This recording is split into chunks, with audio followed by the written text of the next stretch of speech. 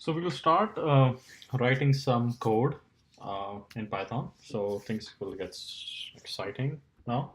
So the idea is that we will find an online Python interpreter so that we won't be having to download any software.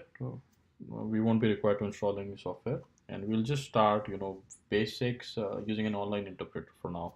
And then once things move on, then we will download an IDE, which is an integrated development environment, which is software that you will be installing in your Windows or a Mac, Linux machine, and then you will have Python interpreter within your own machine. But for now, we'll just use an online interpreter.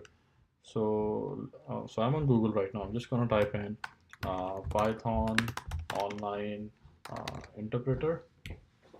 So I'm searching for it, and I usually use this onlinegp.com online Python interpreter. I'm gonna click on that, and here it opens a window for me with example code in Python, and here are some buttons. So you can click run, debug, stop. Okay.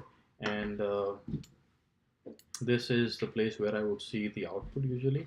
So by default, it on line number 9, you can see that it has print and a hello world in quotes. So when I run this, here is where I will see the output. So when I run, it says hello world.